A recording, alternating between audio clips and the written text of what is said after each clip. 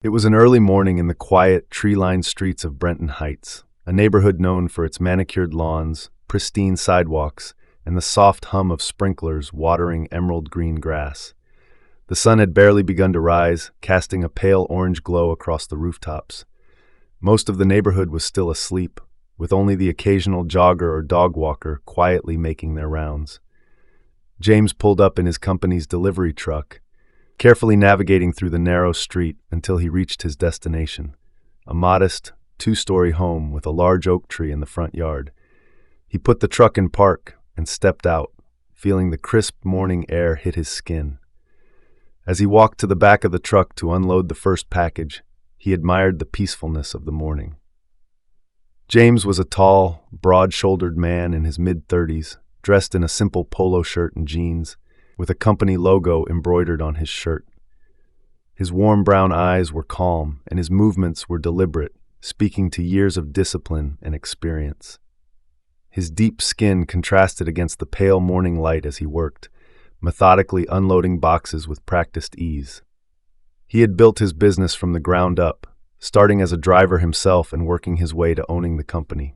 Today, he still loved the hands-on part of his work. It kept him grounded and in touch with the hustle that got him here. His delivery service was now thriving, serving several high-end neighborhoods like Brenton Heights, and James couldn't have been prouder of what he'd achieved. As he lifted a box from the truck and started toward the house's front porch, a movement caught his eye from a nearby window. A woman, middle-aged with short, neat hair and a serious expression, was peeking through the blinds. She quickly disappeared when she saw him looking. James sighed internally but kept his focus on the task at hand. "Just another day," he muttered under his breath, knowing the type of suspicion his presence often aroused in certain neighborhoods. He wasn't new to this. His success hadn't shielded him from the occasional side-eye or the unsubtle judgments from people who didn't expect someone who looked like him to be running a successful company. But he had learned to navigate these moments with grace, always keeping his head held high. As he approached the porch to drop off the package, the woman from the window, Karen, stepped out onto her front lawn. She was wearing a bathrobe, holding a steaming cup of coffee, her expression tight with concern. James saw her coming, but he continued with his task, placing the box down gently, scanning it with his handheld device, and moving back to his truck without acknowledging her directly. He knew better than to engage in unnecessary conversations during his deliveries, especially when people approached with a certain energy. "Excuse me," Karen's voice rang out, sharp and high-pitched. James paused, his hand resting on the side of the truck door as he turned to face her. She stood a few feet away, her arms crossed over her chest, the cup of coffee in one hand shaking slightly as if she had more than just caffeine fueling her agitation. "Yes, ma'am," James asked calmly, his voice polite but distant. "What exactly are you doing here?" she asked, her eyes narrowing. "I've never seen you around here before." James kept his posture relaxed. "I'm making a delivery, just doing my job." Karen didn't seem convinced. She glanced at his truck, eyeing the company logo, and then back at him, her brow furrowing even more. "At this hour, who gets deliveries this early in the morning?" "Many people do," James replied, keeping his tone steady and professional. "It's not unusual, just delivering a package to Mr. and Mrs. Patterson." Karen stepped closer, her suspicion growing. "I don't know about this," she said, her voice dripping with doubt. "This neighborhood is usually quiet, and we don't get strangers just showing up like this." James had heard this type of comment before, but it still stung every time. He wasn't just some random person wandering through. He was here because he owned the company making the delivery. But he didn't have time to get into that with her. He had more deliveries to make. "Ma'am, if you'd like, you can check with the homeowners. I'm sure they're expecting this package," he said, gesturing toward the box he had just placed on the porch.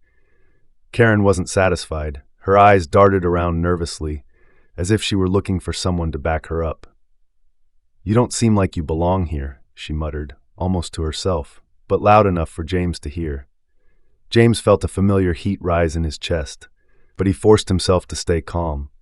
"I belong wherever I'm doing my job, ma'am," he said firmly, but without raising his voice. I'm just trying to get through my deliveries like any other day." Karen's eyes flicked toward the truck again, her suspicions now clearly moving beyond mere curiosity. "You wait here," she said suddenly, pulling out her phone. "I'm calling the police. This doesn't seem right to me." James froze for a second, disbelief washing over him. "The police?" he asked incredulously. "I'm just delivering a package." But Karen had already turned away, phone pressed to her ear, her voice low as she began describing the suspicious man she had encountered. James stood there, staring at her for a moment, stunned by how quickly the situation had escalated. He knew this was going to go sideways, but all he could do was stay calm, handle it with grace, and hope the officers arriving would listen to reason. He'd been in situations like this before, prejudiced assumptions from people who couldn't see past his skin color. But this time, the stakes felt different. This time, it wasn't just an inconvenience. It was a threat. James stood still for a moment, the early morning calm shattered by Karen's call to the police. His mind raced, but his body remained steady. He knew better than to make any sudden moves. He'd learned over the years that situations like this had to be handled with care, especially when the police were involved.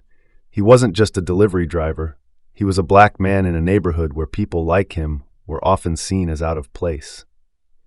Karen, still on the phone, glanced over her shoulder at James, her eyes filled with a mixture of fear and smugness. She was describing him to the dispatcher, her voice low but unmistakably tense.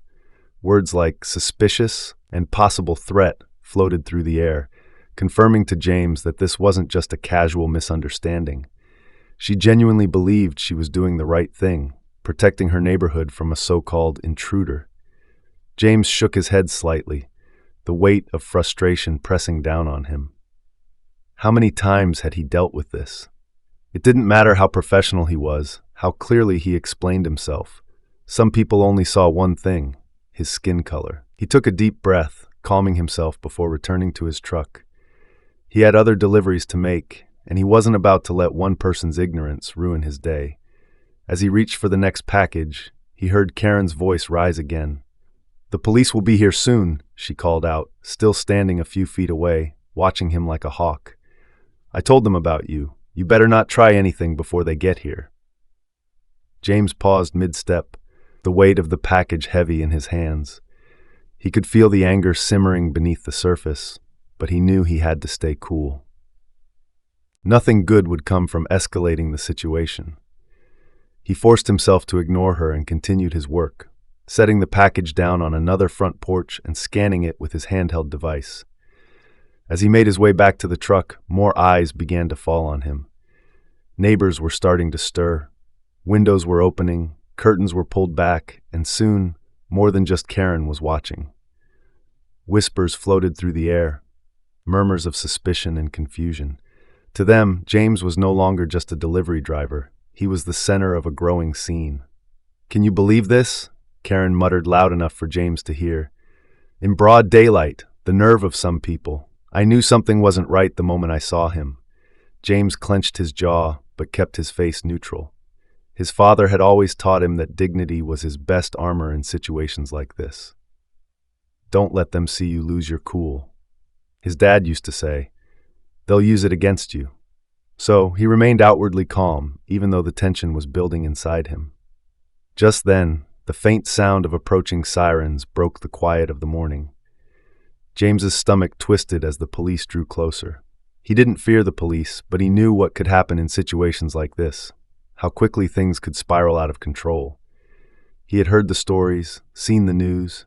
His heart beat faster, but he reminded himself that he had nothing to hide. 2 police cruisers pulled up at the curb, their lights flashing, but their sirens now silent. James stood by his truck, hands by his sides, making sure to keep his posture open and non-threatening. He knew the drill. Any wrong move could be misinterpreted. Karen walked quickly over to meet the officers as they stepped out of their cars. "Thank God you're here," she said breathlessly, pointing toward James. "That man has been acting suspicious. I think he's trying to break into the houses around here. He's been lurking for a while." The officers, both white men in their early 40s, listened to her with solemn faces. One of them, Officer Daniels glanced over at James, his hand instinctively resting on the handle of his gun. James took a steadying breath and stepped forward, keeping his movements slow and deliberate. "Good morning, officers," he said, his voice calm but firm. "I'm James Harris. I'm the owner of this delivery company. I'm just delivering packages to this neighborhood." Officer Daniels nodded but didn't move his hand away from his holster. His partner, Officer Reed, looked between Karen and James, his expression unreadable. "Can I see some identification, sir?" Daniels asked, his voice professional but tinged with suspicion. James nodded and reached slowly into his pocket to pull out his wallet. He knew the routine. He'd been through this before. As he handed over his driver's license and company ID, he could feel the eyes of the neighborhood on him, judging him, waiting for the situation to unfold. Daniels took the IDs and studied them for a moment before glancing up. "You said you're the owner of this company?" he asked, his tone shifting slightly, as if the idea was hard for him to believe. "Yes, sir," James replied. "I started the company a few years ago. We make deliveries to several neighborhoods in the area, including this one." Daniels raised an eyebrow, still not fully convinced. "Do you have any paperwork to confirm that?" James exhaled softly. He wasn't surprised by the question, but it still stung. "Sure," he said, walking over to his truck.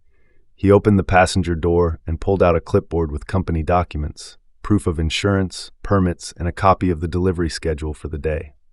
He handed them over without a word. The officers looked over the paperwork, exchanging glances. Meanwhile, Karen stood nearby, arms crossed, her face twisted in an expression of triumph. She seemed to believe that she had caught James in some sort of elaborate lie, that her suspicions were about to be confirmed. But as the officers reviewed the documents, their expressions began to shift. Officer Reed handed the papers back to James with a slight nod. "Everything seems to be in order here," he said, though his tone was still a bit guarded. James took the papers back, his face impassive, but inside a mixture of relief and frustration brewed. "I told you I'm just doing my job," he said quietly, more to himself than to anyone else. Karen, sensing that things weren't going the way she had hoped, stepped forward. "But what about the way he was acting?" she demanded. "He looked like he was casing the place. I've never seen him before. How do we know he's telling the truth?" Officer Daniels glanced at Karen, then back at James and finally let his hand drop from his gun. "Ma'am, everything checks out," he said, his voice firm but patient. "Mr. Harris is just delivering packages. There's no crime being committed here." Karen's face flushed with frustration, but she didn't argue further. She simply glared at James, her lips pursed tightly. The officers exchanged another look, their initial suspicion dissolving into something closer to awkwardness. They knew this was a misunderstanding, but the damage was already done. James turned back to his truck, ready to leave, but the bitter taste of the encounter lingered in his mouth. He had done everything right, been calm, professional, polite, and still he had been treated like a criminal.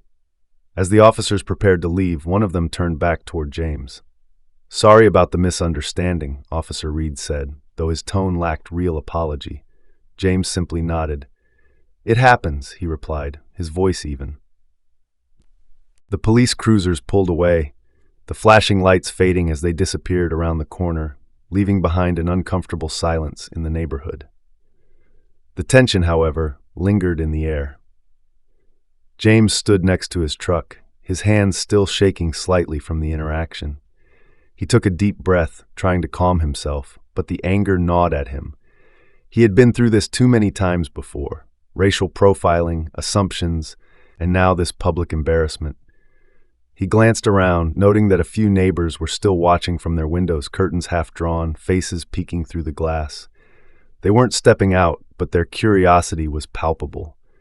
James felt their eyes on him, judging him, wondering if Karen had been right after all. He could feel the weight of their silent accusations, even after the police had confirmed his story. The damage had already been done. Karen, still standing on her lawn, crossed her arms and stared at James as if she were expecting something more, perhaps an apology or an acknowledgement that she had somehow done the right thing. But James wasn't about to give her that satisfaction. He locked eyes with her for a brief moment, his expression unreadable, then turned back to his truck. "You should be grateful they didn't arrest you," Karen said suddenly, her voice cutting through the silence. James froze for a second, his grip tightening on the edge of the truck's door. He turned slowly to face her, his face calm but his eyes burning with frustration. "Grateful?" he asked, his voice steady but low. "Grateful for what?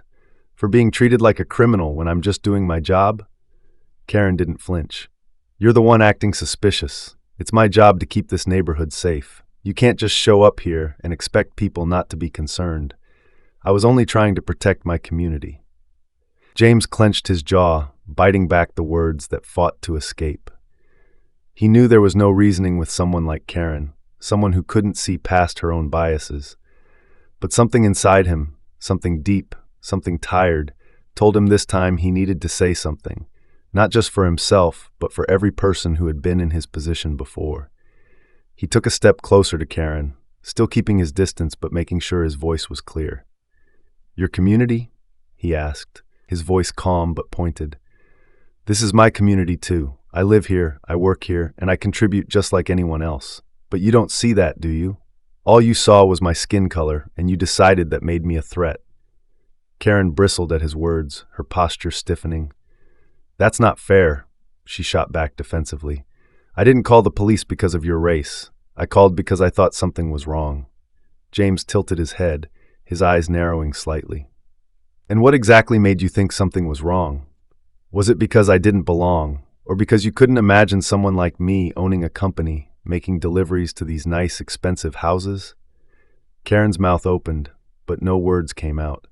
She looked flustered, as if searching for something to say that would justify her actions.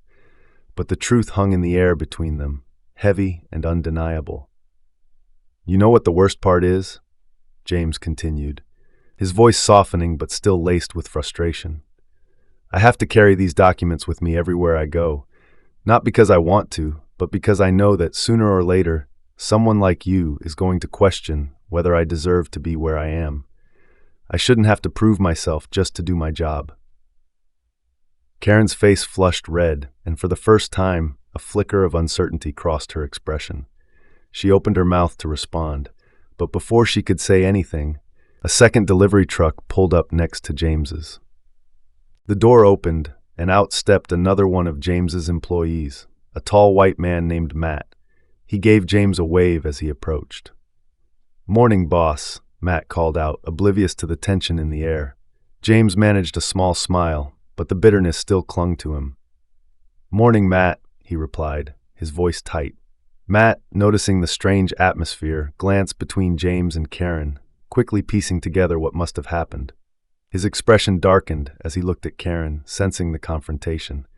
"Is everything okay here?" he asked, his tone more serious now. Karen's eyes darted between the two men, her confidence wavering. She had assumed James was a low-level delivery worker, maybe even a scammer, but now, seeing the way Matt had addressed him as boss, the reality was starting to sink in. Her expression shifted from anger to confusion, and then slowly to embarrassment. "You're the boss?" she asked, her voice hesitant, as if the very idea was difficult for her to grasp. James didn't answer her directly. Instead, he nodded at Matt. "Let's finish these deliveries," he said, turning away from Karen without another word. Matt gave her one last glance before following James to the truck, grabbing a package and heading toward another house. Karen stood frozen, the realization finally sinking in. She had made a huge mistake. She had judged James based on her own biases, and now she was standing in the middle of the street, exposed for what she had done. The neighbors, still watching from their windows, had seen everything. For a moment, she looked like she was about to say something else, but instead, she turned and hurried back to her house, her face flushed with humiliation.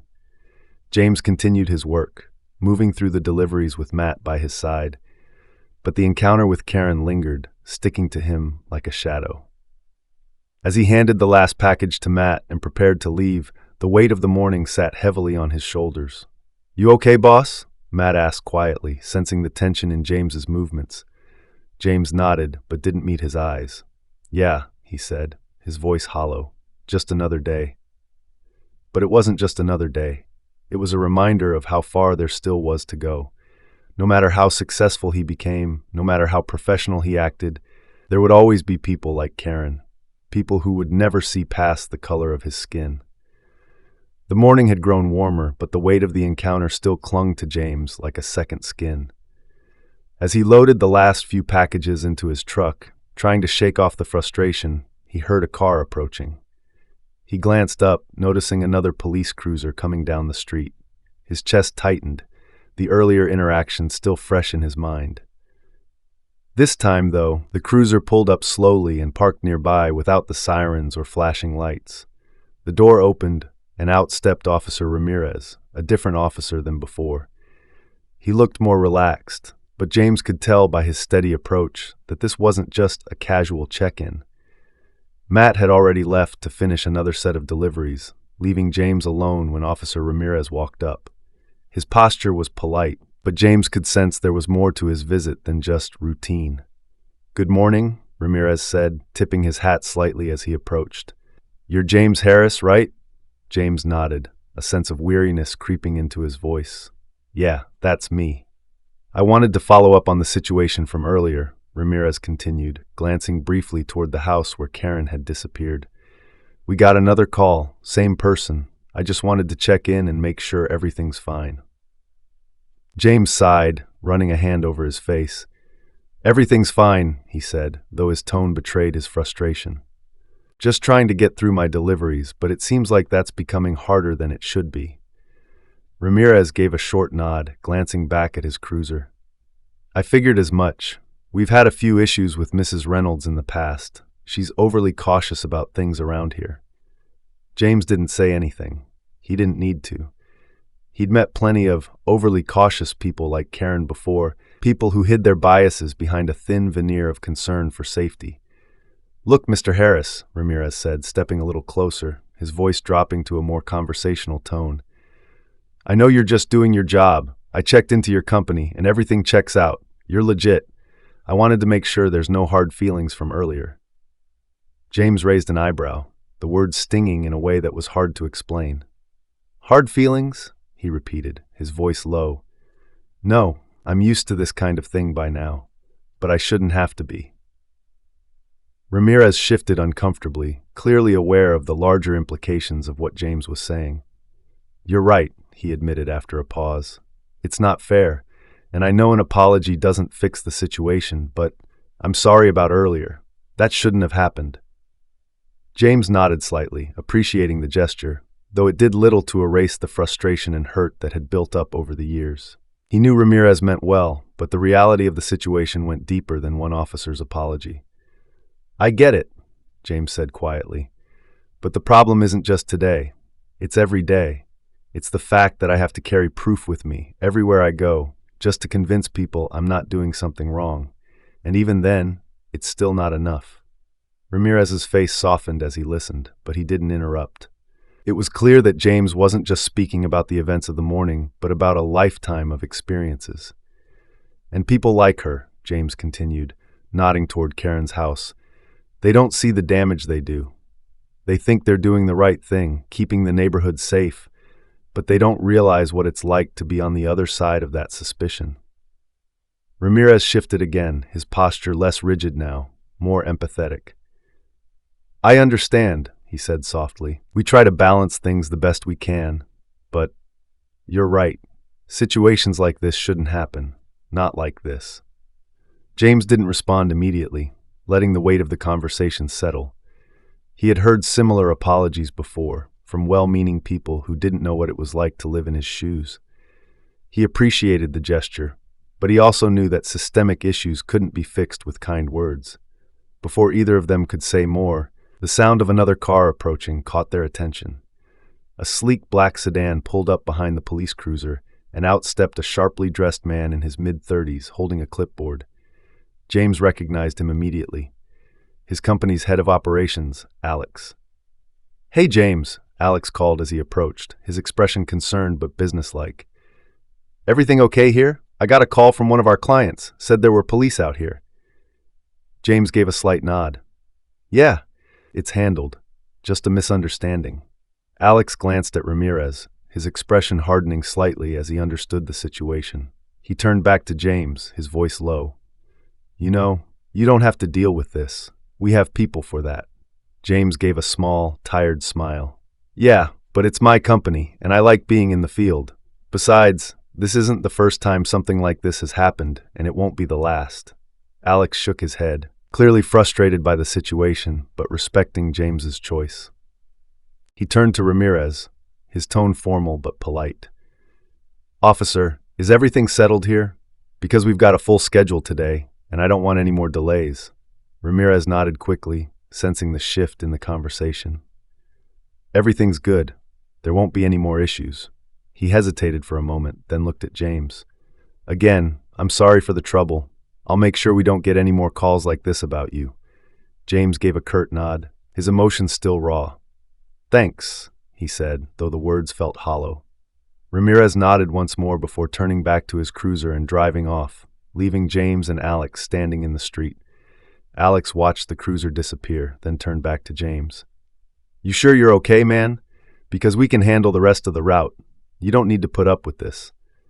James exhaled deeply, feeling the exhaustion of the morning weighing on him. I'm good, he said, though his voice lacked conviction. It's just tiring, you know? Alex nodded, his expression softening. Yeah, I know, but don't let it get to you. You built this company from the ground up. You earned every bit of it. Don't let anyone make you feel like you don't belong here. James gave a small smile, appreciating the support. Thanks, man. Sometimes it feels like no matter how much you prove yourself, it's still not enough. Alex clapped him on the shoulder. It is enough. More than enough. People like her, he gestured toward Karen's house. They're the ones with the problem, not you. James nodded again, though the weight of the morning still pressed on him. Let's just finish the route, he said after a moment. We've got work to do. With that, the two men climbed into their trucks, ready to move on, though the events of the morning left a lingering bitterness that was hard to shake. As James started the engine, he glanced once more toward Karen's house. She had disappeared from sight, but the impact of her actions would stay with him for much longer. As James and Alex drove away, the neighborhood slowly returned to its usual quiet self. The police cruiser was gone, the curious neighbors had retreated back behind their doors, and Karen's blinds were shut tight, concealing her from the outside world. The events of the morning had ended, but for James, the emotional toll lingered. They made their way through the rest of the deliveries, though the usual rhythm and ease of their work was broken. Each package James handed off felt heavier than usual, weighed down by the encounter with Karen. He knew that no matter how much time passed, moments like that left an imprint, an invisible scar that reminded him of the battles he faced, not just as a business owner, but as a black man trying to navigate a world full of assumptions and prejudice. As they finished their last stop, James pulled his truck into a small, quiet parking lot near a local park, where he and Alex planned to meet for a quick break. He parked under the shade of a large oak tree, turning off the engine and resting his hands on the steering wheel for a moment before letting out a long, slow breath. Alex arrived shortly after, parking beside him and stepping out with 2 cups of coffee he'd grabbed on the way. Thought you might need this, Alex said, handing one of the cups to James. Thanks, James muttered, accepting the coffee but not quite ready to shake the feeling of the morning. Alex leaned against the truck, taking a sip from his cup before speaking. You've been quiet, he said, glancing at James with a knowing look. I mean, quieter than usual. James took a sip of the coffee, appreciating the warmth, but it didn't quite settle the unease in his chest. I'm just tired, man, he admitted, his voice low. Tired of feeling like no matter what I do, no matter how successful I am, someone's always going to look at me like I don't belong. Alex nodded, his expression serious. Yeah, I get it. But you know you do belong, right? Everything you've built, this company, your reputation, it speaks for itself. James shrugged, staring into his coffee. I know that, but people like her, they don't care. They see me and immediately assume I'm doing something wrong. And it's not just Karen. It's a lot of people. They don't even realize they're doing it. The two sat in silence for a moment, the sounds of the park drifting over to them, birds chirping, kids playing in the distance. It was a peaceful scene, but it felt like a world apart from what James had experienced that morning. "I keep thinking about how different it could have gone," James said, breaking the silence. "If I'd been just a little less calm, if I'd let my frustration get the better of me. The police might not have been so understanding. Things could have escalated fast, and for what? Because someone decided I didn't look like I belonged here." Alex frowned, the weight of James's words settling over them. "You shouldn't have to live like that," he said quietly. "Always on edge, always worrying about how other people see you. It's not right." "I know," James said, "but that's the reality. And it's not just me. There are so many people dealing with the same thing every day. People just trying to live their lives, do their jobs, but constantly having to prove they belong." He fell silent again, his mind drifting back to Karen's face, her suspicion, the way she had called the police without a second thought. He wondered if she even realized what she had done, if she would go home and reflect on how her actions had almost put him in danger. Or would she just justify it in her mind, convince herself that she was only protecting her community, never seeing the real consequences of her prejudice? Alex straightened up, taking a deep breath and setting his coffee cup on the hood of the truck. "You know, James," he said, "you could have just let one of the guys handle the deliveries today. You didn't have to come out here yourself." James shook his head. "No, I needed to be out here. I need to be visible. I'm not going to hide behind my success. People like her, like Karen, they need to see that I belong, that we belong." Alex nodded, understanding the deeper meaning behind James's words. "Yeah," he said softly, "I get it." For a while, they just stood there in silence, watching the park. James's mind began to clear, his frustration easing into something closer to determination. He wasn't going to let one person's ignorance dictate how he lived his life. He had worked too hard, come too far to let moments like this defeat him. Just as they were about to wrap up their break, James's phone buzzed in his pocket. He pulled it out and glanced at the screen. It was an email from one of his biggest clients, thanking him for a recent contract renewal and praising the efficiency of his company's service. James couldn't help but smile. It was a reminder. Amidst all the negativity, there were still people who saw him for what he really was, a hard-working, successful businessman. He looked at Alex, who had noticed the change in his expression. "What's that?" Alex asked, curious. "Just a reminder," James said, grinning, "that I'm doing exactly what I'm supposed to be doing." Alex smiled back, clapping him on the shoulder. "Damn right." As they got back into their trucks to finish up the day, James felt a renewed sense of purpose.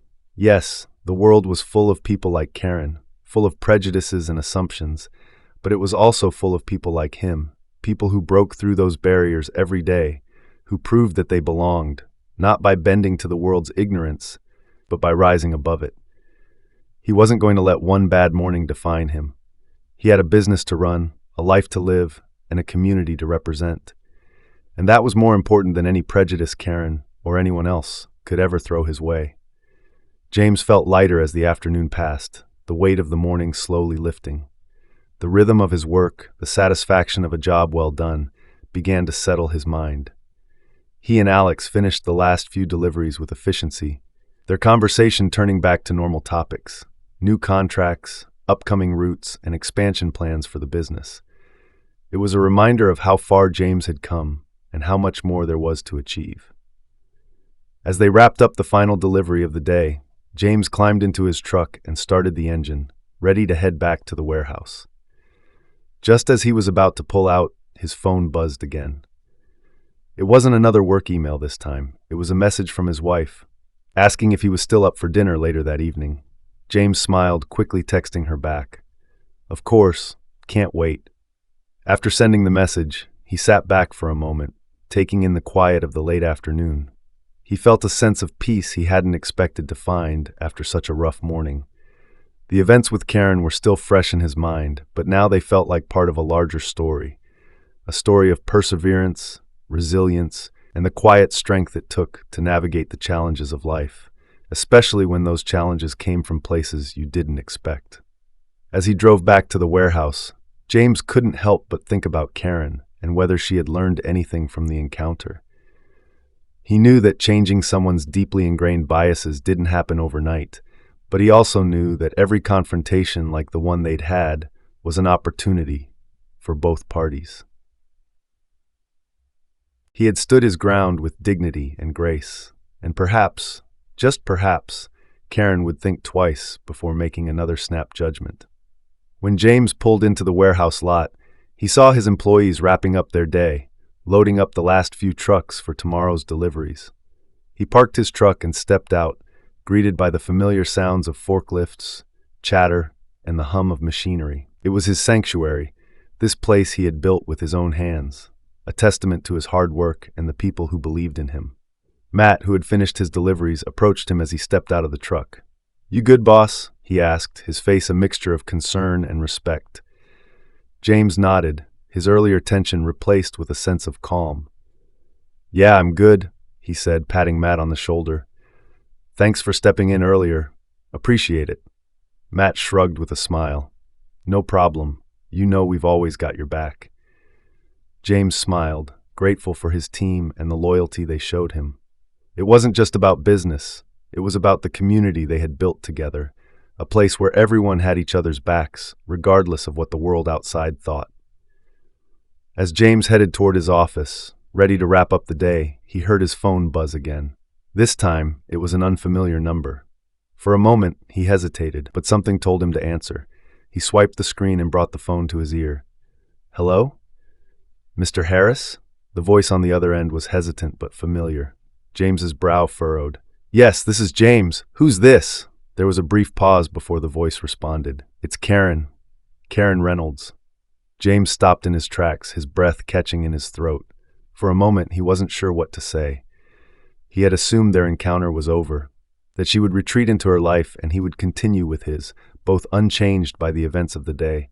But now, here she was, reaching out to him. "Mrs. Reynolds," he said cautiously, "what can I do for you?" There was another pause, and James could hear the nervousness in her voice. I just wanted to apologize," Karen said, her voice shaky but sincere. "For this morning, for everything." James stood still, processing her words. He hadn't expected this. After years of dealing with similar situations, people rarely circled back to acknowledge their mistakes. "I didn't realize," Karen continued, her voice faltering, "I didn't realize what I was doing, how I was coming across. I thought I was doing the right thing, but now I see that I wasn't. I made assumptions, and I'm sorry for that." James stayed silent, letting her words hang in the air. He could feel the sincerity in her voice, the regret she was carrying. He had spent so much of his life hoping that people like Karen would have this moment of realization, but it rarely happened. Now that it was here, he wasn't sure how to respond. After a long pause, he finally spoke. "I appreciate your apology," James said quietly, "but it's not just about this morning. This happens all the time. To me, to people like me, we're constantly being judged before we even have a chance to prove ourselves." "I know," Karen said quickly. "I've been thinking about that all day. I wanted to make things right, if I can." James sighed softly, the weight of the conversation settling over him. "I'm glad you're reflecting on this, Mrs. Reynolds," he said, "but making things right isn't about just apologizing to me. It's about changing the way you see people. People you don't know, people who don't look like you. That's how we really move forward." There was a brief silence on the other end before Karen spoke again, her voice small but determined. "I'll try. I'll really try." James nodded, even though she couldn't see him. "That's all I can ask." They exchanged a few more words before the conversation ended, and as James hung up, he felt a strange sense of relief. It wasn't closure, not really, but it was a start, maybe for Karen, maybe for others who might think twice the next time they encountered someone like him. He stood there for a moment, reflecting on the day. It hadn't gone how he expected, but then again, life rarely did. What mattered was how he handled it, how he chose to move forward. And today, like every day, James chose to carry himself with the same dignity and strength that had brought him this far. As he locked up the warehouse and headed home for the evening, the setting sun cast a warm glow over the city, bathing everything in golden light. The day's challenges had passed, but the lessons would stay with him, and he hoped, with those who had witnessed it. James smiled as he thought about what his father used to say. It's not about the battles you win, it's about the ground you gain. And today, James felt like he had gained just a little more ground.